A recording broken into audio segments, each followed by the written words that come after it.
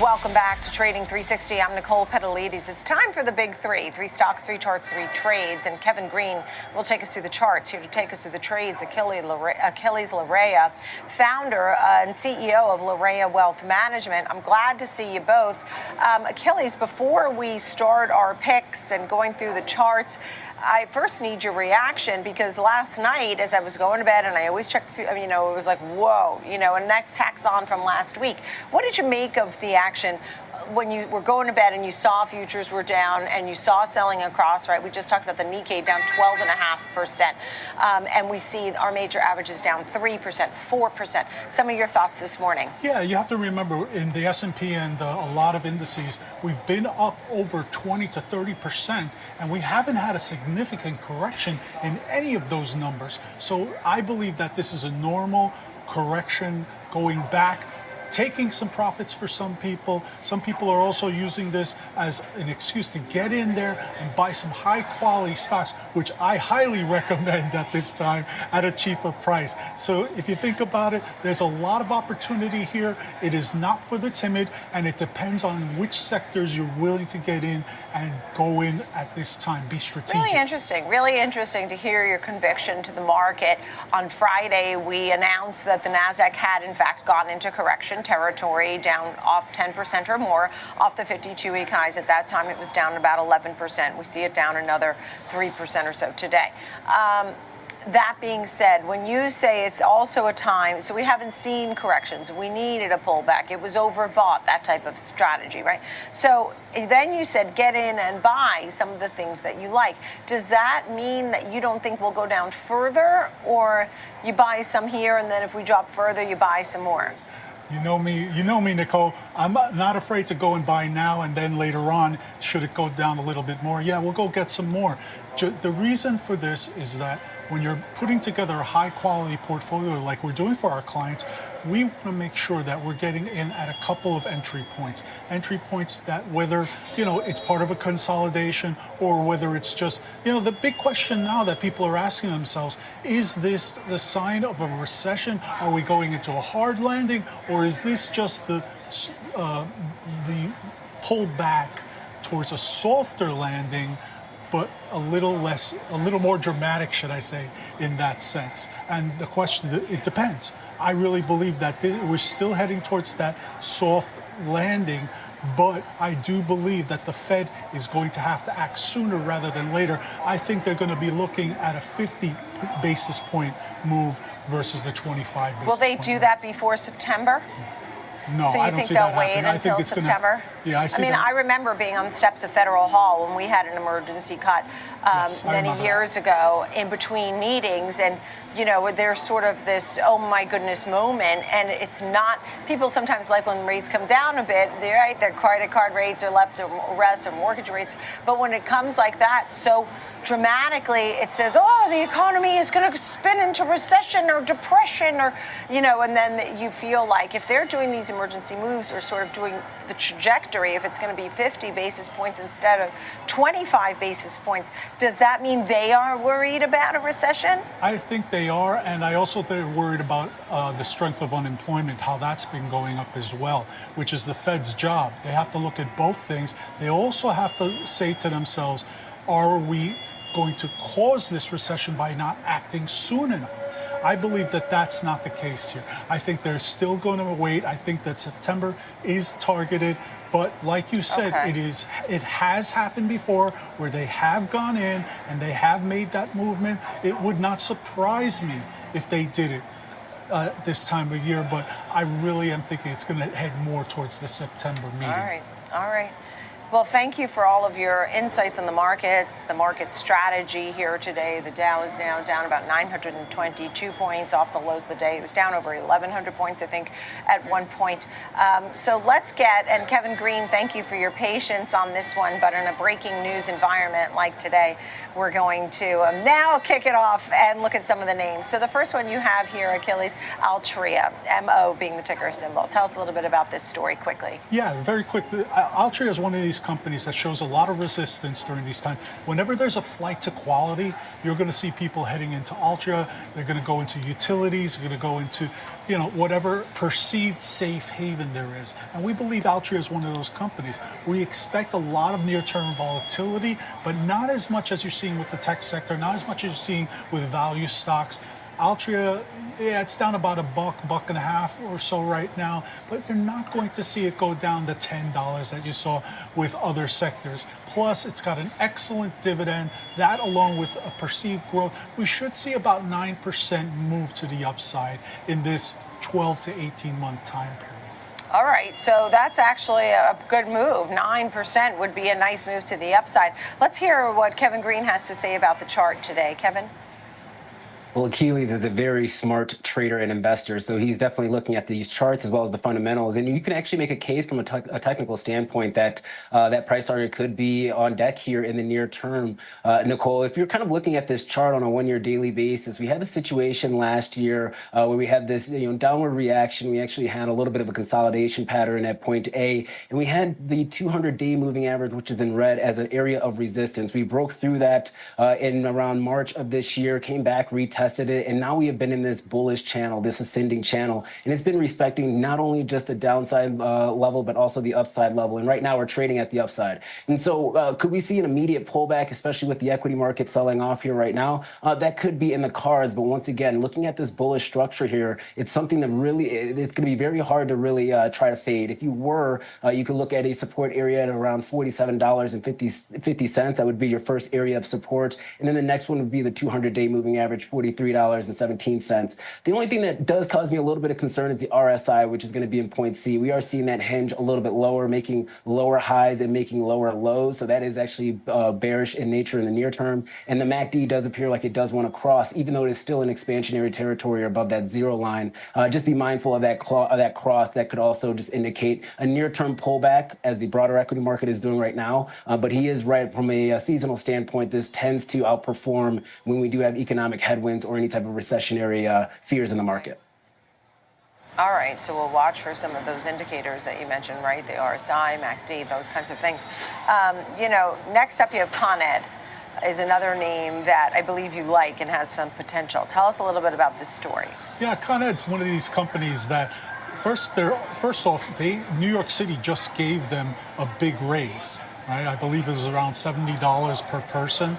Secondly, they have been raising their rates constantly over the years, and that has boded well for the investors in this particular stock.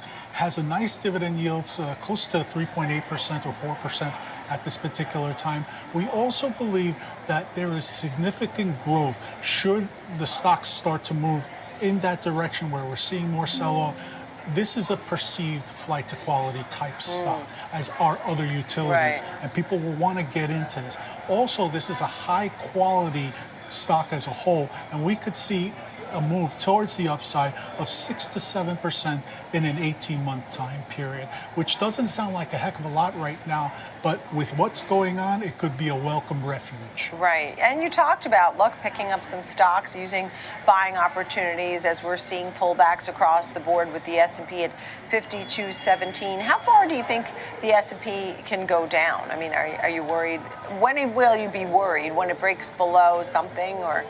I'm more worried right now if not the quality of the stocks or the as a whole goes down. I'm more worried if the Fed is not actively engaged by September and moving in that direction so a lot to take weighing rates on the down. Fed. A lot weighing on the Fed. Let's see, Kevin, take a look at the charts where it's at 101 Con Ed today. He thinks it has a 6 to 8% potential to the upside and somewhat of a safe haven.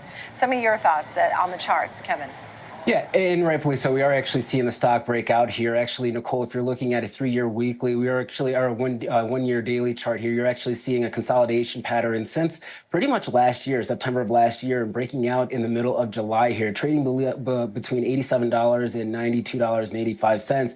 But now we did see that breakout to the upside. The 20-day moving average crossed above the 200-day moving average, which is bullish. Once again, you have that very strong uptrend, making new relative highs. And we have the RSI, which is at point C, which is still at elevated levels. But once again, it's just showing the fact and the resiliency of this bull move here. And if we can continue to see volume stepping in, the price action can continue. We also have MACD, which did cross in a positive manner in the middle of July. 12 EMA above the 26 EMA, above the zero line. Ultimately, that is bullish as well. So, yeah, if you're going to see positive flows going into utilities, this is a name that's really reflecting that breakout and that price target that he's talking about here, or the price action move is realistic.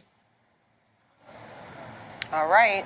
And thank you for that one. And last up, we have one more here on the big three, and we're taking a look at Raytheon. Some of your thoughts there, Achilles. Yeah, if you're looking at a stock that's going to weather this storm, Raytheon's one of the best. And the reason being is we have a lot of conflict going on in the Middle East. Raytheon directly benefits from that, have benefited from that. Over 30% year to date in terms of performance. They have a sizable dividend. But more importantly, we feel that there's still room to run for this stock, as if the conflict grows bigger in the Middle East, they will be one of the direct beneficiaries of that. And we feel that that is the case at this particular point, that we could see anywhere between 10 to 12% in a 12-month time period. It's a great stock to own quality-wise, and we think strategically buying on the dips, this is the time to get in. All right. All right, Achilles, let's see what Kevin has to say here. Kevin? Yeah, so the stock has been trading in a range-bound action pretty much for the last 8 months, 9 months here, Nicole, trading at the lower end of the range at $80.75, the upper end at $104. We briefly did break through that level to the downside in October of last year, but quickly recovered. And so what I did is I actually put a Fibonacci retracement and an extension on this chart from that 104 level, which has been an area of resistance, down to that low of $68.56, which would bring you to $126.34 if you're looking at the 161.8% extension, which a lot of technicians do look for. And so that would also complement the price action move that Achilles is talking about. Just be mindful, the RSI is making lower highs, and we do have actually a bearish divergence. That could be an early indication of a near-term pullback when it comes to price. And the MACD is still bullish with the 12 EMA above the 26, above the zero line here. So if you're looking at it price action wise, Fibonacci retracement and extension wise, overall it is bullish, but we may have a small near-term pullback in price action over the next week or 2 weeks. All right. Thank you so much, Kevin Green. Also, Kevin and everybody, this is Achilles' new book that he brought to us today, Wise Up with Your Money. And it's about financial literacy, financial discipline, and we congratulate you, Achilles, on your, you've been an author before, but congratulations on your latest book, so people have the opportunity to get that. Aquiles Larrea of Larrea Wealth Management, and our own Kevin Green there on the charts. Thank you both for the big three today.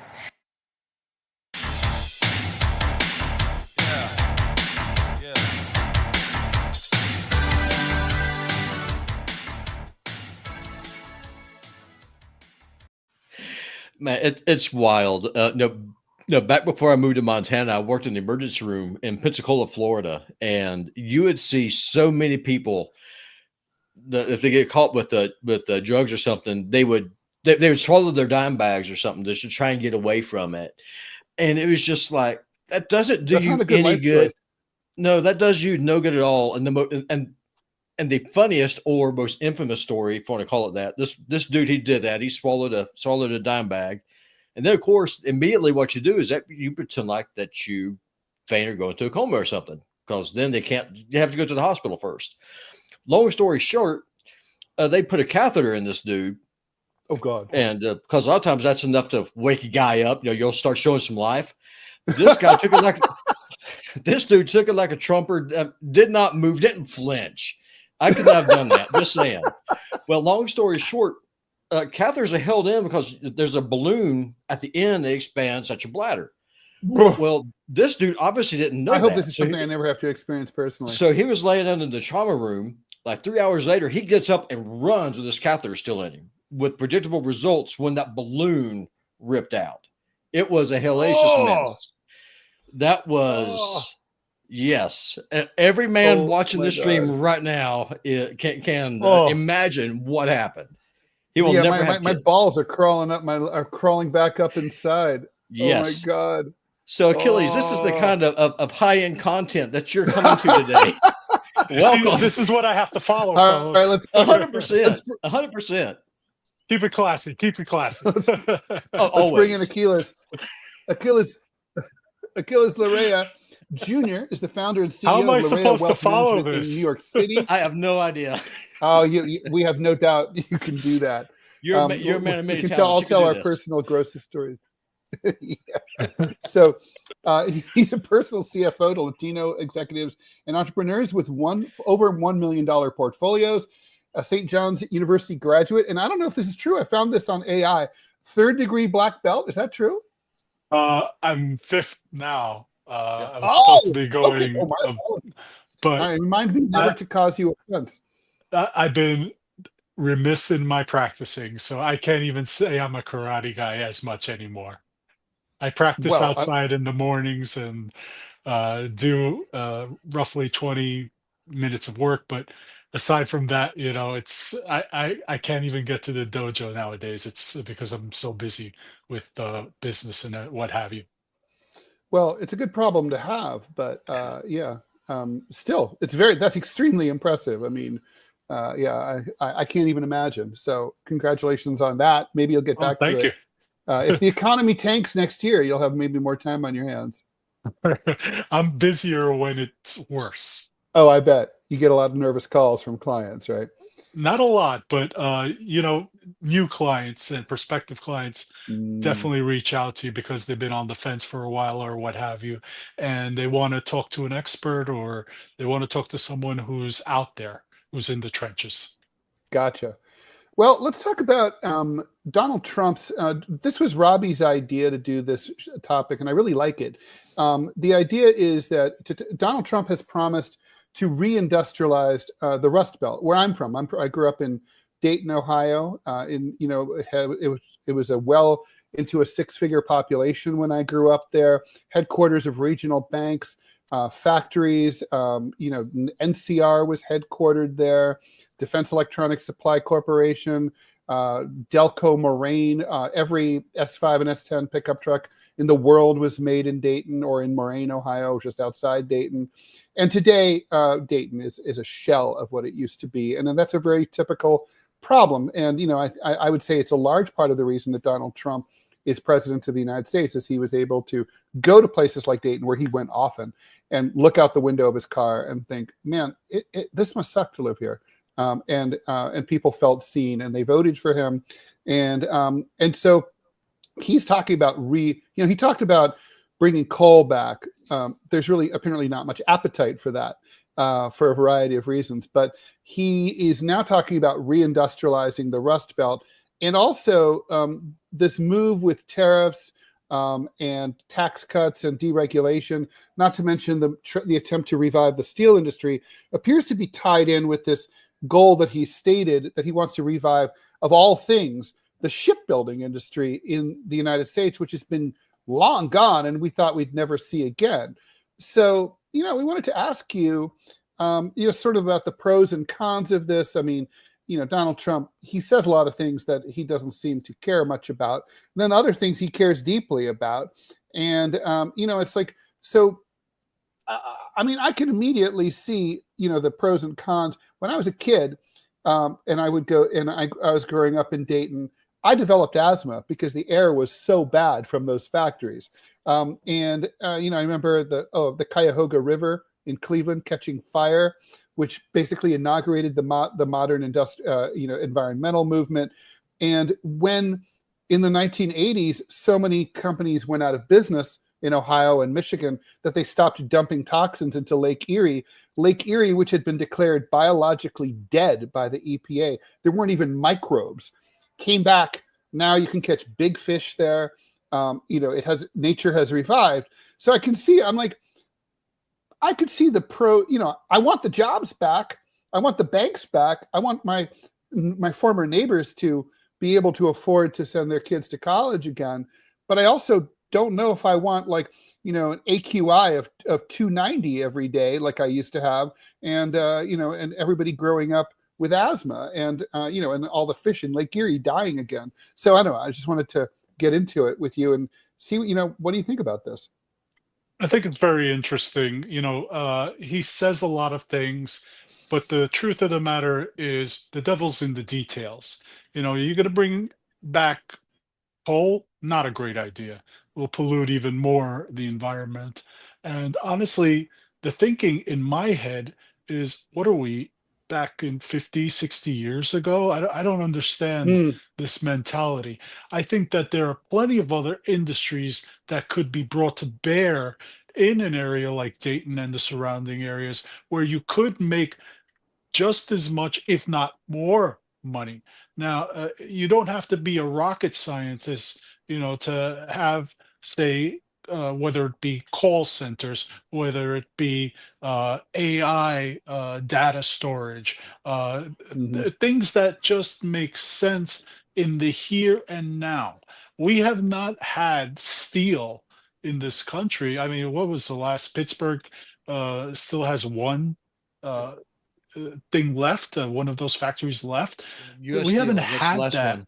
Yeah, we haven't had that for the longest time, and simply because it is much cheaper to produce in other countries. You can't force an industry to bring it back here unless, what are we going to do? Are we going to pay these people slave labor wages? Because that's what you would have to do to really make it work here. All right. There would have to be some sort of industrialized zone of sorts to get away with this. But if you think about it, we're also inviting back not only environmental disasters. I mean, you talk about Lake Erie. I mean, you could talk about several areas that were declared. The whole reason why we have super funds was Mhm. because this kept happening again and again throughout the country because there was no corporate responsibility. All right. The corporations were getting away with it. They're still getting away with it, just as not on a larger scale as they did back in the 50s and 60s, where it was known that a lot of these things could contaminate the water. It could contaminate, your foodstuffs, food supplies. And you mentioned, your asthma. I'm guessing there were plenty of other diseases as a direct result of these corporations being there. Do you really think that that won't happen again, and maybe three or four times worse because of the amount of toxins? And before we had a certain amount, let's use the pot example for argument's sake. Let's say back in the 60s and 70s, pot had a certain amount of THC in it, Mm. right, which is the active ingredient. That's the stuff that gets you high. But can you imagine, the pot now has 3 to 7 times the amount. And now I'm just spitballing here, but you were talking about these companies which haven't been the most responsible of companies to come back in to let that damage happen. It would accelerate, I would say, fivefold, tenfold. And it, instead of ruining the environment in, say, 3 years, we're talking maybe one, where you're starting to see the all these adverse effects on people. And then, what are you going to do from there? Oh, I'm sorry, we knew about it, but, which was the case. Most of these companies knew, it's kind of like cigarettes. They know it was toxic. Mhm. They knew it caused cancer.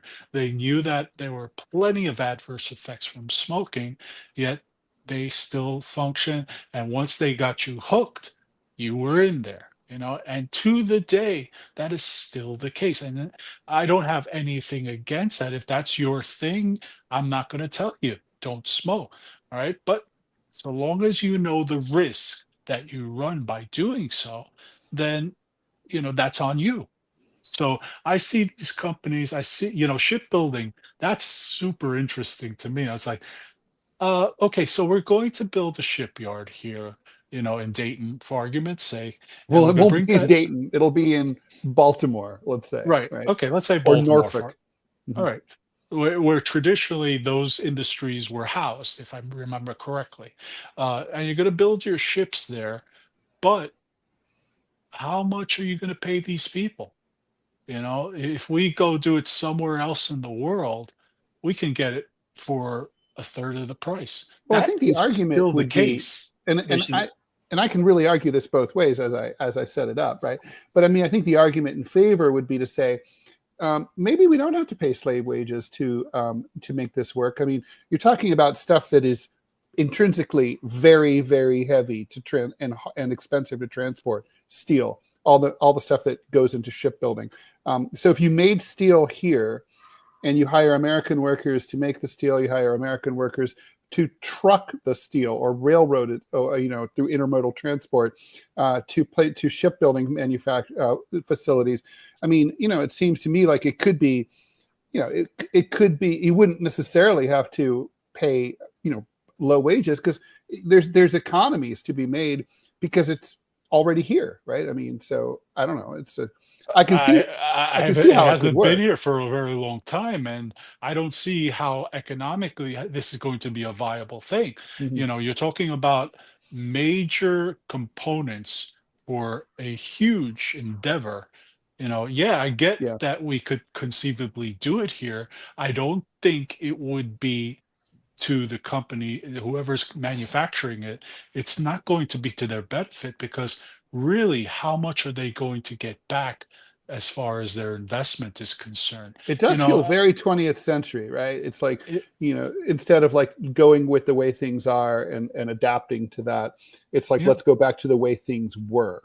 Ted, look at China right now, right? China is no longer the big boy when it comes to the clothing, the industrial industries. That's happening now. That's going to Mexico right now. It's cheaper to produce those goods there. So, and then on top of that, China has a huge problem that there's not going to be enough of a population to fund the retirements of the elderly in that country. you know, Everybody went through World War II. And if we look at just the population segments of the elderly, you would need 2 to 3 more times population in order to fund that pension scheme Mhm. going forward, and they just don't have it. Real estate, another area in China that just can't be supported by the numbers out there right now. We see a little of that here, but I'm not sure. To me, this is just sounding a little bit more like a gimmick, another Trump gimmick. This doesn't. I don't care what you think of the guy. I think you got to have ideas, of course, but I think these are not the ones that will carry us in to the next century, which is what I Here's believe that he should be doing. here's the view from Middle America where I am. I'm in the part of the country that everyone always forgets. The tone on the street here, and I guarantee you this is going to be the same whether you're in Montana or in Ohio or Kentucky or Illinois. Pick your flyover state. The tone on the street here is that inflation goes up 2 to 4% every year. Our wages are shrinking because the wages aren't keeping up. So then it becomes a struggle. You can forget about buying a car. You can forget about ever buying a house. It's never going to happen. I will never own a home. That's just it is impossible unless something just drastically changes. It's never going to happen for me. And there's millions of people who are like that, and so they see all the talk going on about this 21st century economy. But the problem is that the American middle class is being destroyed in the process by it. At least that's how it feels. Like, right now, my wife and I, we're going over looking at our budgets. We're like, okay, so with the price of food, rent goes up every year. I simply do not care about what the economy is going to look like 10 years from now. I care about right now, where that's Trump's powers. Like, I hear you, I see you. Wall Street has forgotten you. the political class, Republican and Democrat alike, not only do they not listen to you, they actively hate you. That's the feeling on the street. And so whenever Trump comes out and says, I'm going to rack up these tariffs to make it so much more expensive for companies to outsource those jobs, like to your point, to foreign workers because it's cheaper, that way I can bring these industries back and start bringing high paying jobs where you could actually, I don't know, buy a car or be able to invest in the stock market or be able to actually start building a life. And so, like to Ted's point about the environment, I'm in Montana. It's beautiful here. You can't eat the scenery. And so that's what people are looking at. Is like on the Crow Indian Reservation. When the coal mine there got shut down, the unemployment rate there is about 80% now. It's insane. And so people in the middle of the country, like we hear what the analysts are saying, we don't care because we cannot afford to live. And if Trump is able to deliver on some of this stuff, I promise both of you is that Trump will win the midterms and his MAGA faction, love it or hate it, will become a force that cannot be stopped because Trump will capture that working class anger and build on it. Where am I going wrong on this? I don't think you're going wrong on any of this. You see it firsthand. I see it here in New York City. I mean, the have and have nots, there's a big disparity that will continue to grow. And you know who the biggest culprit in this? Corporations, because Yeah. wage stagflation is at all-time highs. We've seen that they are not keeping up.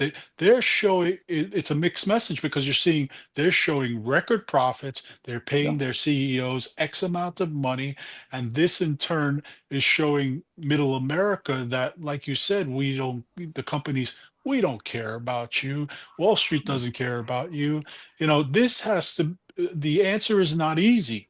The answer is actually begins on the grassroots level, in my opinion, from the local congressperson there. You know, I'll give you an example. In New York City, you have congressmen here who are still going out to the food banks here, who are still in touch with the people, you know, like her or not, AOC, right? Uh, she is in Elmhurst, Queens. She is in Queens in general and the Bronx all the time. She does not sit from a perch in Washington, D.C. Anytime the Republicans have tried to knock her out of the race, she has destroyed them by usually 80 to 90% versus their candidate. All right. Why? Because she understands, and she talked about it a little bit. I saw on social media the other day, she was talking about this thing where if your prices keep going up, and that with the tariffs, to me, make this move on the tariff unconscionable. It doesn't make sense to me. All right. We are not, this country was built on tariffs. If you think about it, back in the 1800s, the 1700s, there was no IRS at the time. But at the same time, we are not in the same world. You would be dragging us back 100 years to a place where kids were still working, all right, 9 to 5 or 12 hours in the factory, severed hands, fires occurring in factories with no payments going out to families. Do you really want to go back to that? I think people love the idea, hey, put me to work, put my kids to work or whatever, whatever it needs to do. But if a company came out, to middle America, there's going to be a lot more concessions. What they should be doing there is creating special tax zones for these companies and a living wage that everybody can be proud to have. Yeah. But how do you do that? Like I said, you create a special tax zone, you create a special industrial zone that benefits the companies. But in turn, you got to have an agreement and say, hey, we're giving you all these breaks, we're giving you all these things, but you have to hire local people, for X percentage of your workforce. I mean, I don't want to see people coming in from New York. And I don't X want to see number people, of them. Correct. And you have to stay open for X amount of time. If I Correct. You lived just in, can't up and leave. These if, Reagan, I think it was, who started these enterprise zones, and they didn't work because they didn't there was they didn't really hold the company's feet to the fire. Right. There was no accountability with those companies. Absolutely. I thought it was a good idea in theory, but without holding these companies accountable, you say to the company, hey, we're going to, we expect you to hire X amount of people in this amount of time.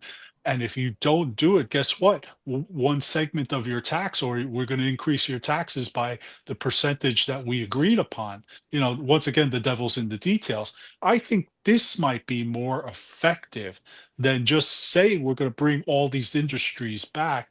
And, if you look at like the car industry going back and forth, they go back and forth from both Mexico and Canada, for the parts and the like that are made in this free trade zone we used to have. Now no longer, because we're looking for someone to blame so we can get more tax cuts for the rich. Let's call it what it is. All right. So in my opinion, the only way to fix that is everybody sit down. At the end of the day, this is about money. Sure. Sit down, let's Always. talk about it. Let's create a special agreement between Mexico, the United States, and Canada that everybody benefits. So that way, middle Canada benefits. Blue collar workers benefit more than anything. You know what? Blue collar built this country and built many countries. You having good people who work and earn a decent wage, a living wage, is the way out of this, in my opinion. I agree, and I think this is about money, but I think more than that, Achilles. I think in this case, it's more about stability, because there's so many people who are giving up on voting. They're giving up on the system. They're completely unplugged, and all they feel is despair, and then that despair then becomes anger. And if someone's listening, Angie Wong, I know you're watching right now. If you want to unseat AOC in New York City, I can tell you how, and I can answer your question also about tariffs. AOC going to the food or going to the Bronx and stuff, doing her little photo ops is great. But you want to know how you take her out? This is how you take her out, Angie. Listen to me. If you want to win that seat in New York, you go there and say, instead of you being here in this food line, how about if we bring these apparel companies there in Mexico because of the tariffs? Let's raise the tariffs. Let's make it more affordable for these companies to be here and start building apparel factories here in the Bronx again. Let's bring jobs here. That way you don't have to be in What this you're line talking anymore. about has already been happening. The last Bronx borough manager, and you have to live here to really know the situation, what's going on here. So no offense to you, Sure. but No, I don't know. we're not talking about AOC just doing that. We're talking about there is a concerted effort in the Bronx by the borough manager, by President. the head of the borough there. Ferrer, right? I Or think is so. I that don't know still at him? this point. I Yeah, don't because you really two know. are neighbors, ain't you? Y'all both live in New York City. Yeah, Well, that's true. yeah, New York City is 5 boroughs. Everybody forgets there's five boroughs here, 5 counties, and we all work together. I mean, we try to work together for the same goals, which is to Sure. have that living wage, to have that quality of life. You know what? What really has taken off here? Technology. There are spaces for technology, where the big corporations, I mean, at one point we had the talk Google coming in at one point, and that fizzled out because they didn't want to play by the rules. They did not want to be accountable to New York City.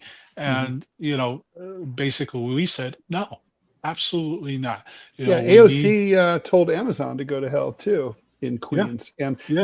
and people this might break people's brains outside of New York City, but that was a popular decision on her part. New Yorkers were like, yeah, bye Amazon, see ya, because these were Well, subpar wages.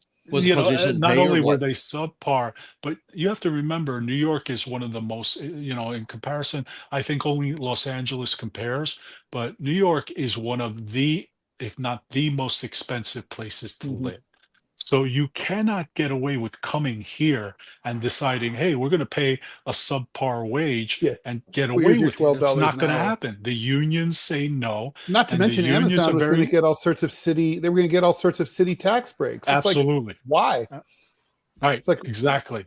You know, they have plenty of money. There's yeah, give them some breaks, of course, yeah. encourage the business, but to make it where economically for a family whose parents are working in these shops, not the right Well, what decision. works for New York is what not doesn't necessarily work in Montana, right? I mean, Correct. New York has a highly educated workforce. It's high population density, very expensive real estate, so it doesn't Huge make a lot of tax sense. base. Right. So it doesn't make a lot of sense for us to have, big factories, employing people who don't need a college degree to do those jobs or to get hired to do those jobs. It's true that for us, AI and programming and all that, coding, and getting people who, are all living close to one another and doing knowledge-based stuff makes more sense because we all live next. New York City's a big city, but it's vertical, and nothing's really that far from each other. You could be, the furthest part of the Bronx to the furthest part of Manhattan by subway is maybe an hour and 15 minutes. It's not that bad, and it could be faster sometimes. So it's like we're interconnected in a way that other places aren't. So I think that's an important thing. Speaking of AI, I asked AI about this topic about achievability of Trump's goals. I thought you'd find this amusing.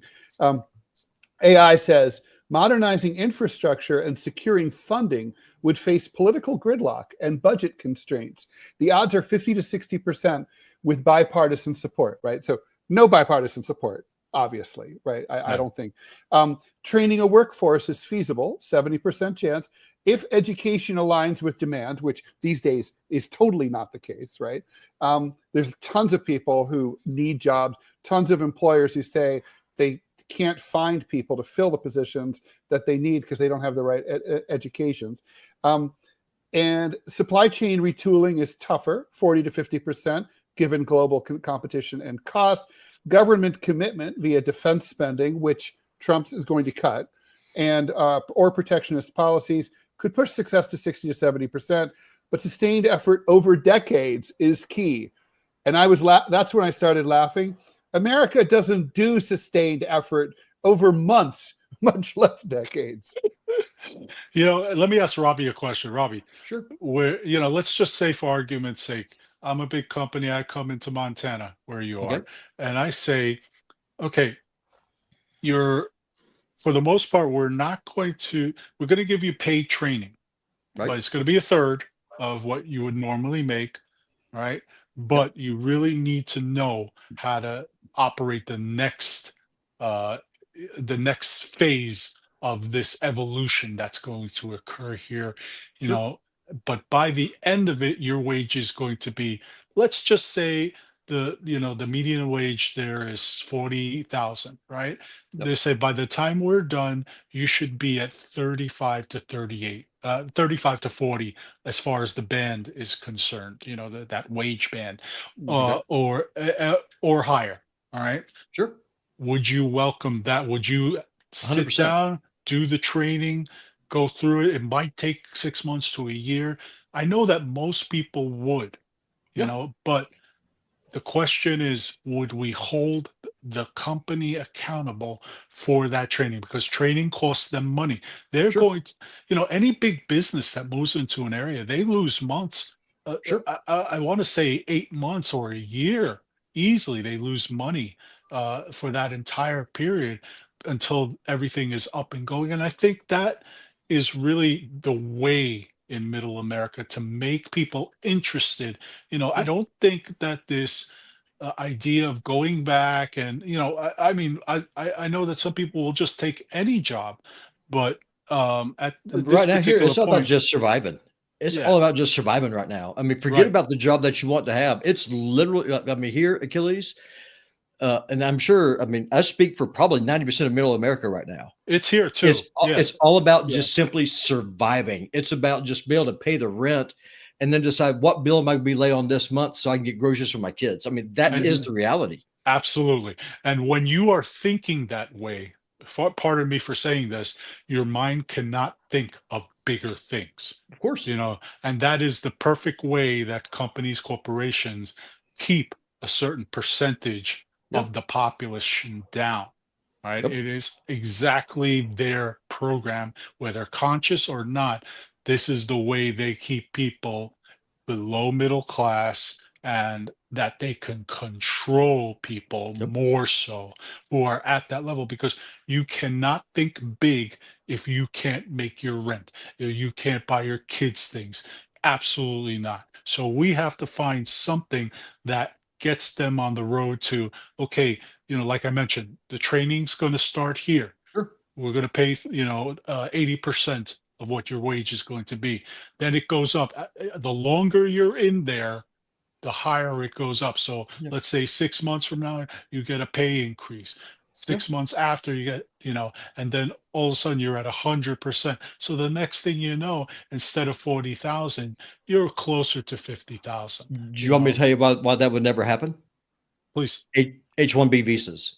It is cheaper for companies, and this is one of the reasons why people on the right, like me, absolutely hate them. And I'm sure there's a lot of bleed over on the left too, because there is no incentive for companies like what you're talking about to come in and start training people, investing in that human capital, build that workforce domestically.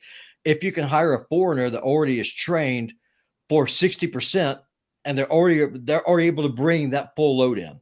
So that's the daylight between me and Trump. Like, I'm a MAGA conservative. I'm not a Republican. I hate the Republican Party. I despise them because, I mean, they made it very clear they're not for me.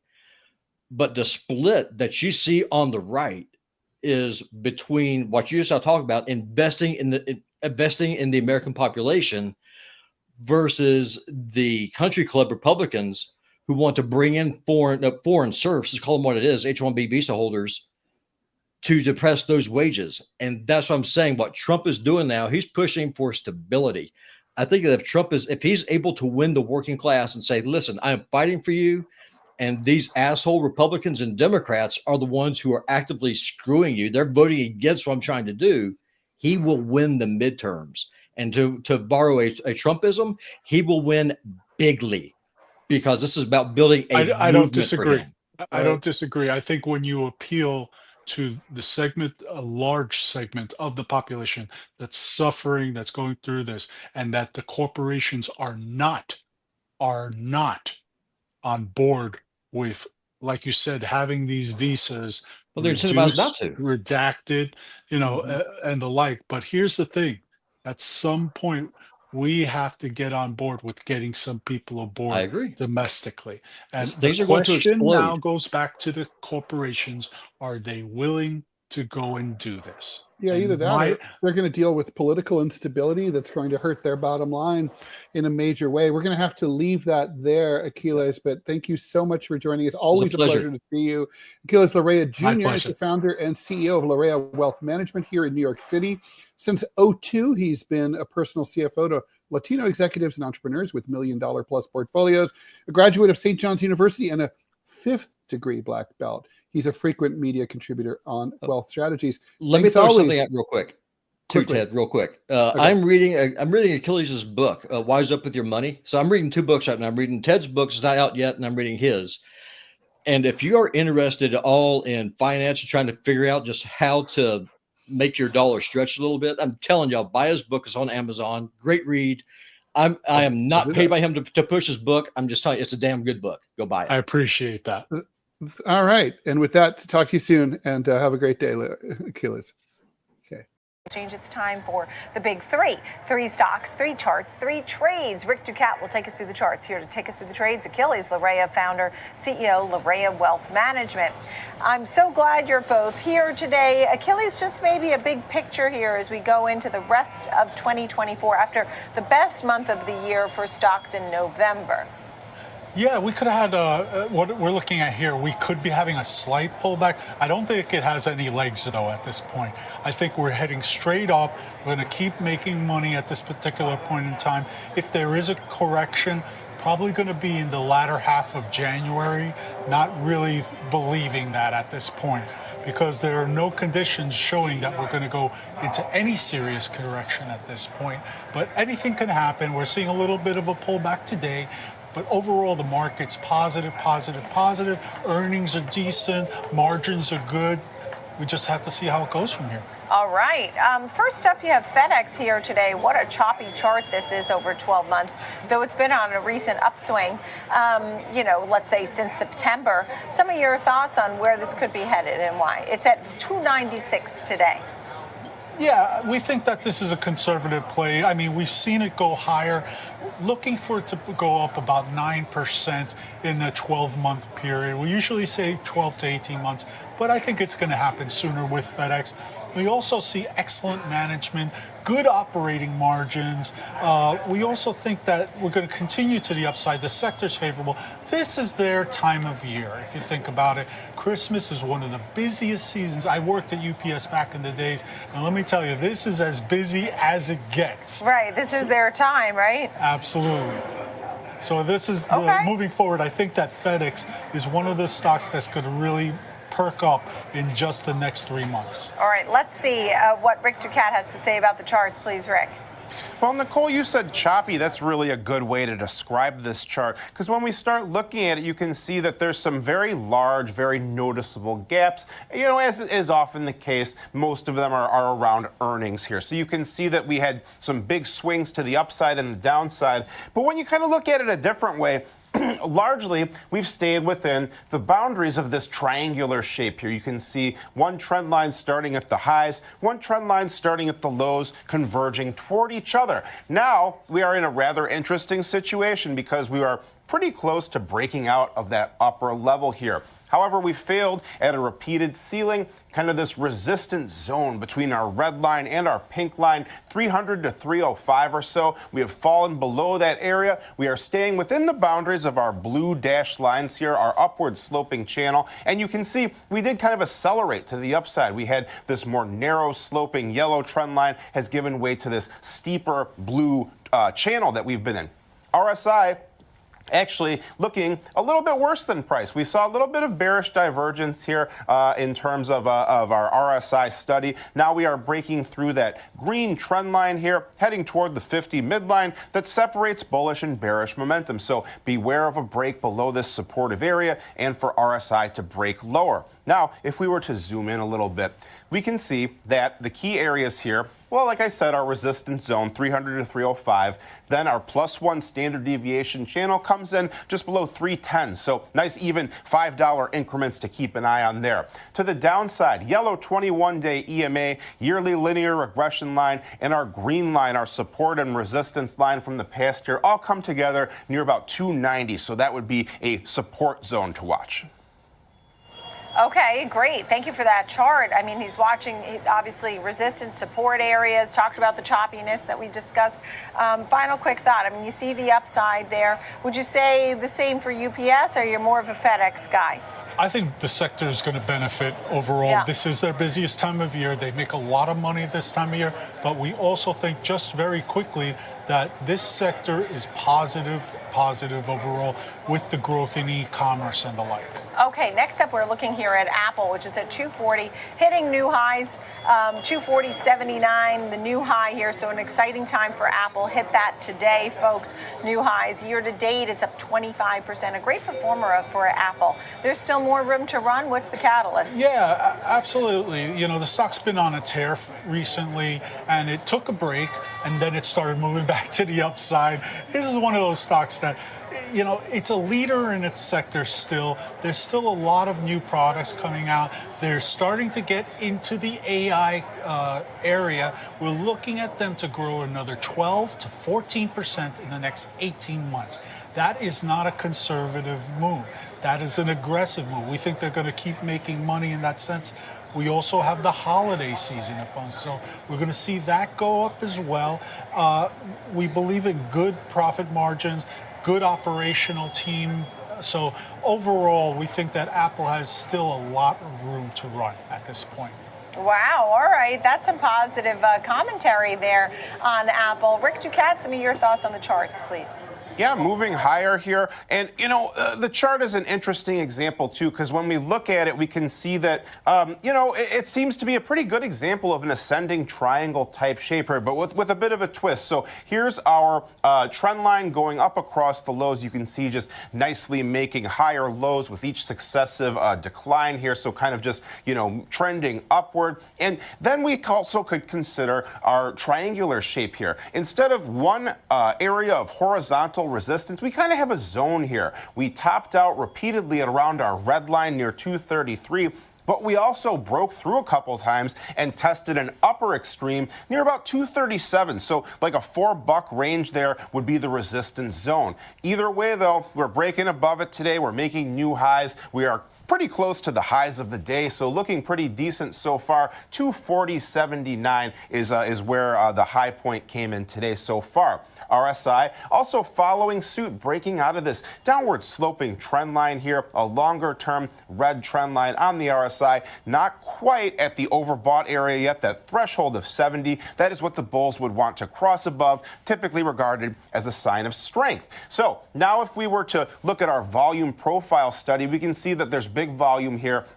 Near about 228, 227 or so. This is a heavy trading area, which makes sense because of how long we were rather sideways in that general range here. So that's a supportive area to watch here. And there's also other things that kind of coincide with that same area here. We've got our trend line, our orange 63-day EMA, and our yellow 21-day EMA. So we could kind of broaden it out a little bit more. 225 to like 230 or so would be an area to watch. Then our resistance zone now becomes more of a support zone. Finally, +1 standard deviation channel around 256 could be an upside area to watch. Okay, so we'll watch that on the upside. Is that an area you watch on the upside? Always. 256 Absolutely. plus whatever else you're watching, right? Absolutely. I think that's conservative. I think we're going to make a lot more money than that at this particular point. All right, so that's a conservative call, plus the opportunity to move higher. And then there's NVIDIA, the darling of NVIDIA. I read earlier that Jensen Huang was offered a CEO role back in, I think it was 2013, to be CEO of something else. Maybe it was 2013 or 2016, but didn't take it. Good thing for him. Right now, we saw the stock up 180% this year, came off the highs of 152 recently. Some of your thoughts on where this could be headed? Yeah, I think the stock is going to probably pull back at some point, but not a serious pullback. It's along the lines where plenty gas in the tank right now, moving right along, but maybe it hits some traffic and it stop and start, but continuing on the positive trend. This is a stock that has become not only a darling, but it's a real play here. I think that, versus of the dreams of being in another place that didn't make as much sense, everybody's kind of hopped on the bandwagon, and Right. it's making decent money as we go along. So you still like it? Yeah, right? We're going to make probably double digit, 15 to 20% in 18 months. Wow, We good. also think that this stock is going to be, there's talk that this stock is going to hit new highs. We already see that happening, but we believe it's going to continue to happen now through January. So we may have to go back now, like I did on a few stocks this year, and say, hey, we need to revise our Right. upward price Wow. targets. I mean, the year, I don't think anybody would have expected this year that we saw with the new highs. Even November, that came in as the best month of the year, just finishing so strong here. Let's see the NVIDIA chart, please. Rick Ducat, what stands out to you? Because he's seeing 15 to 20% upside potential here for new highs. Oh, sure. Well, I mean, anything could happen with a stock like this. It's such a large part of the market. It's so big and so important here. And when we do look at the chart, though, a little bit of a slowdown recently. Once again, kind of we had a ascending triangle type shape here, much like our Apple chart. Not exactly the same, but once again, kind of exhibiting more of a resistance zone here. You can see we kind of had these highs kind of between our light green and dark green lines, 130 to 135. Coincidentally, just being nice even $5 increments once again here. More recently, though, is where perhaps some cracks are starting to show, because we have our rising wedge shape between our two blue dashed lines here. We topped out around this area. Notice that we saw bearish divergence on the RSI. Price was making new closing highs around this period here, but not really following suit with the RSI. RSI was actually trending downward a little bit there. So a situation where we're losing steam in terms of momentum, not really what you want to see, but also, you know, we've had such a rally, such a run here. Nothing goes up forever. A bit of consolidation might make sense at this point here. But you can see we held the line at our support zone, which also contains our orange 63-day exponential moving average around 134 or so. Now, I'm kind of wondering, it almost looks prime for a breakout. Look here, because we held on to our green trend line. We are below the 50 midline on the RSI, but we are very close to crossing above both the 50 midline once again and that short-term downward sloping steeper red trend line, as well as our yellow 21-day EMA. So we could get a push to the upside if we start to break through those things. If we were to look at our support and resistance here, we can see our blue linear regression line, our yearly line of best fit, 148.92, so about 149, the +1 channel, +1 from that area, one standard deviation, 178.60, that could be one area to watch in the shorter term. Then we've got our support zone between 131 and 135 to keep an eye on. Okay, thank you for that, Rick. It was great to see you in all these charts. Final thought, Achilles. Yeah, you know, we have to remember we'll have a lot of positive wage growth happening here, low turnover when it comes to unemployment, and we're also seeing continued improvement on inflation. So we have to keep that in mind. These are all positive signals for the stocks that we own, that we should see the market continue to go up. Yes, there will be some consolidation, but at the same time, I really think we're heading into this Christmas in a rally mode, and it might pull back a little bit in January. Yeah, you mentioned the second half of January, maybe for the most part feeling more up, more bullish today. Thank you so much, Achilles. Great to see you. Aquiles Larrea there, and Rick Ducat on the charts looking at FedEx, Apple, and NVIDIA today for the big three. Thank you both.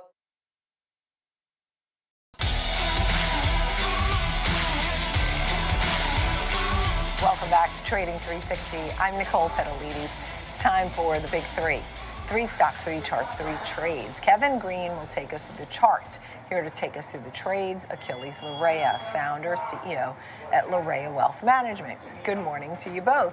Aquiles, how are you feeling about the market? I'm seeing the down arrows for the week for the S&P and Dow. I will say the Nasdaq's looking good. Yeah, you know, I look at it right now as far as the market's concerned. We're having a little bit of a corrective phase. We're pulling back just a little bit right now, but it's nothing significant to this point. The question is, will it become a longer and interrupt the Santa rally that people are hoping for? Nasdaq's a different story. We're starting to see a lot of different stocks in the Nasdaq moving to the upside, and we're hoping for a broader rally in the Nasdaq itself. Okay, so let's talk about the names that you have here. First up, you have Meta. Why Meta? Well, we're looking at Meta for the AI segment there. You know, it overshadows everything, but it also has VR there, you know, in addition to what it does with Facebook. There's just such a broad range company now. And we see that being a huge move to the upside because of that diversity of income coming in, and that's going to continue on a trend for another 12 to 18 months.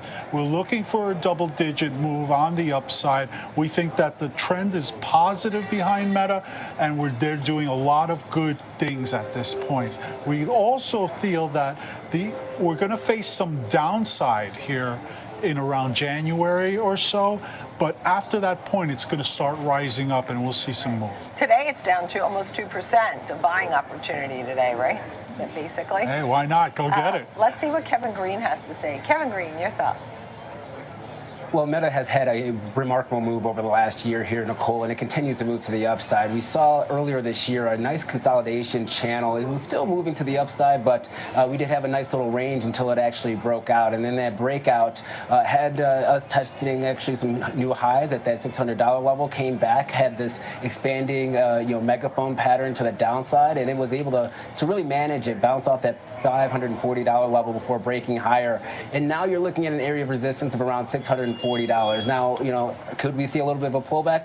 Definitely. And I would say the 20-day moving average going to be that first key area of support, sitting at around $590.40. Next area I would look for is $540, and then the 200-day moving average. Now, one thing on the bottom there, we had the RSI was actually in a bearish pattern here, but it did break out to the upside.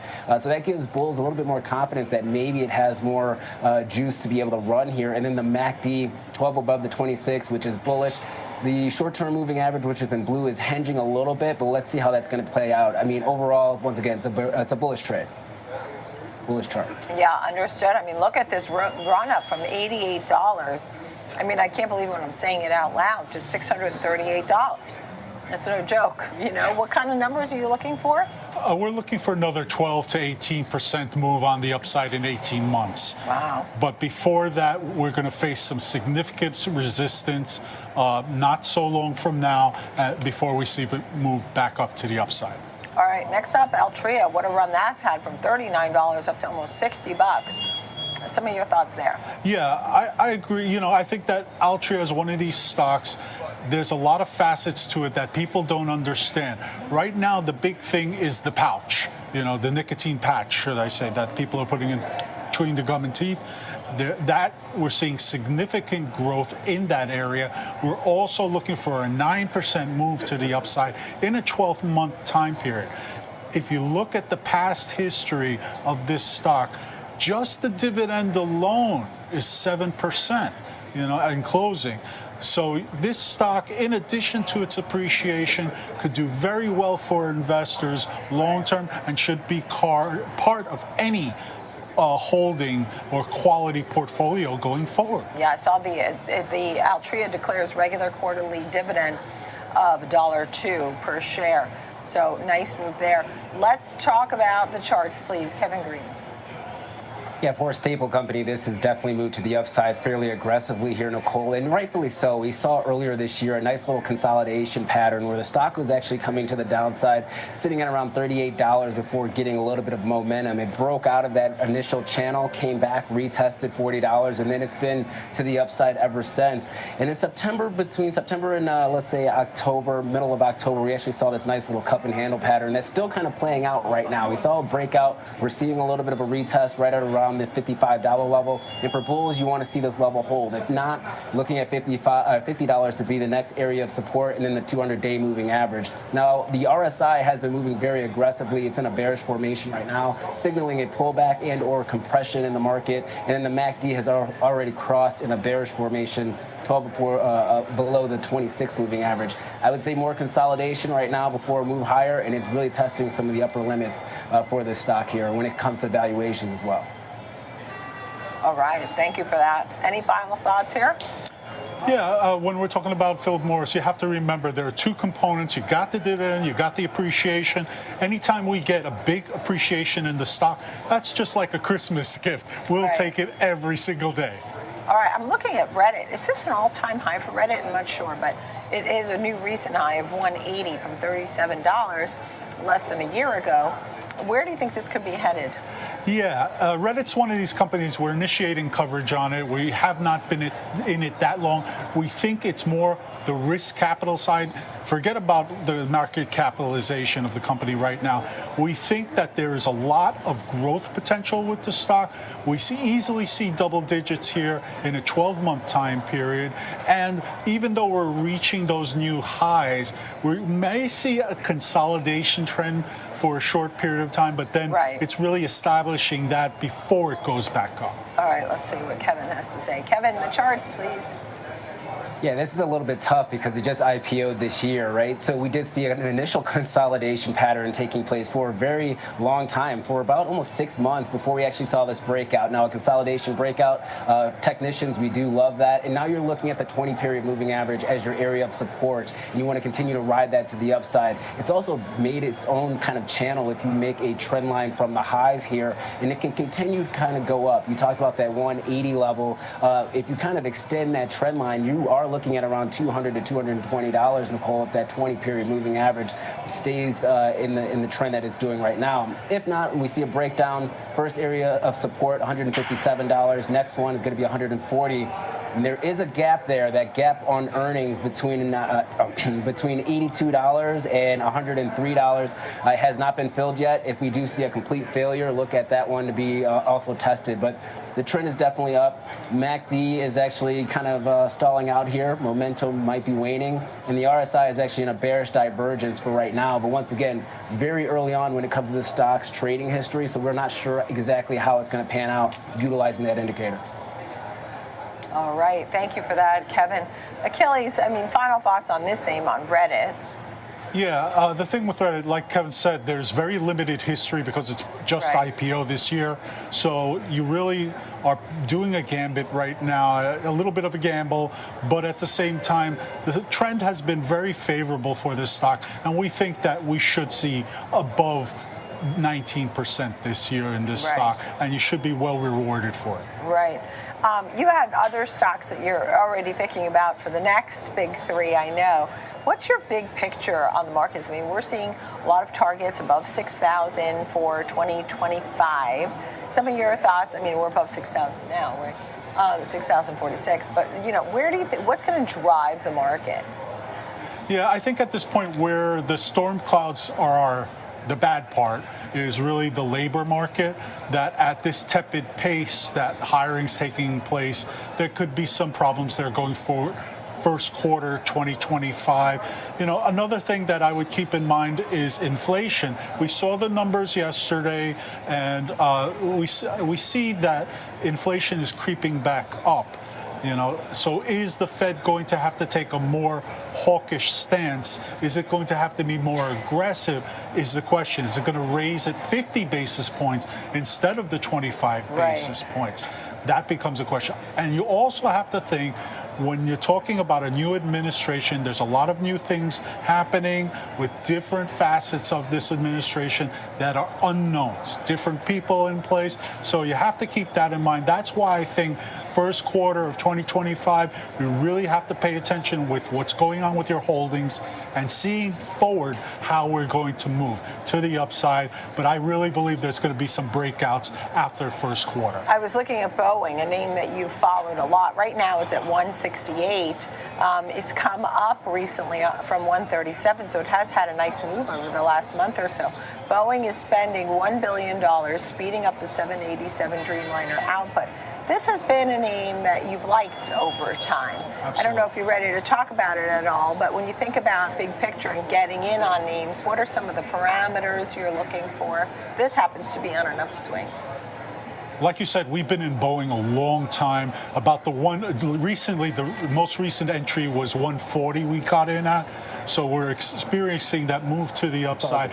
This can be, I'm going to say it now, this is going to be a $200 stock in at least 18 months. I think that this is a high quality company. Anything that was bad has happened. The strike is over. They're building planes again. We're going to start seeing revenue reflecting that. They've become leaner through the layoffs, which they had really no choice to do. So I think that Boeing is an amazing company going forward, and that all the bad excuses are going away by the wayside. Wow. Yeah, 1 month it's up 20%. I mean, like you're saying, you had it at almost the lows. You had a 140, it's at 137 was the low. And it's at 168 today. All right, Aquiles Larrea of Larrea Wealth Management, Kevin Green there on the charts for the big three today. Thank you both.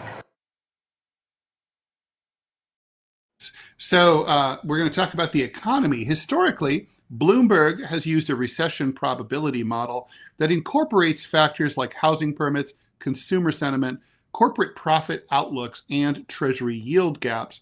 It doesn't always work, though. For example, in October of 2022, Bloomberg projected a 100% chance of recession by October of 2023, driven by aggressive Federal Reserve rate hikes, tightening financial conditions, and persistent inflation. Obviously, that didn't happen. Here we go again. Consumer confidence fell this month by the most since August 2021 on concerns about the outlook for the broader economy, that according to Bloomberg. Many consumers actually think we will see a recession later this year. That pessimism has more than half of consumers putting off major life plans due to their uncertainty over the future state of the economy and the possible consequences of Trump's tariffs. Of those, about a third said that they're putting off buying a house, while I was going to say probably the interest rates and the lack of housing stock might have something to do with that, while 1 in 6 have put off education plans. Maybe they think, well, under Trump, you don't really need to be educated. And 1 in 8 have pushed back retirement. And that, I think, is an actually useful measure. Joining us to talk about this is friend of the show, Aquiles Larrea. He's the CEO and founder of Larrea Wealth Management and the author of the book, Wise Up With Your Money. Check out his new YouTube channel, Aquiles Larrea 1061. Aquiles Larrea 1061. Aquiles, thanks for joining us here on the TMI show. Thank you for having me. And I'm still worried. You guys still got me worried about the whales in the previous segment. Put a buoy out there. Come on, I agree. Put a speed limit out there. Come on. That they're getting chopped up by the boats, and these are endangered species. There's not even 100 of them left.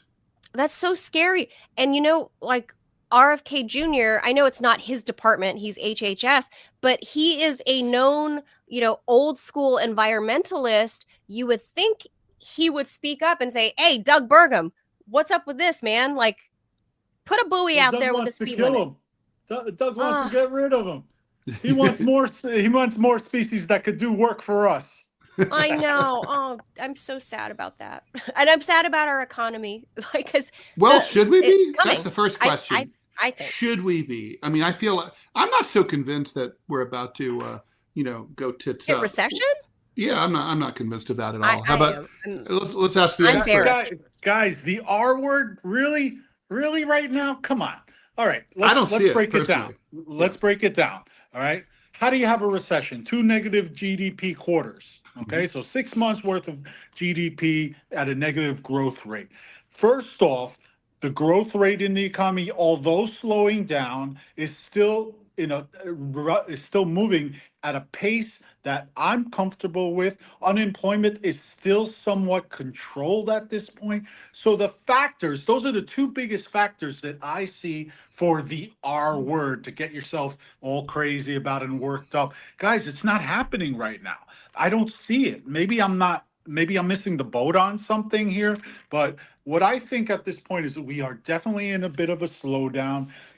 The question now becomes, is it the tariffs going to throw us into a higher inflation mode, which thereby starts curtailing the growth, starts upticking the unemployment and driving us towards the R word?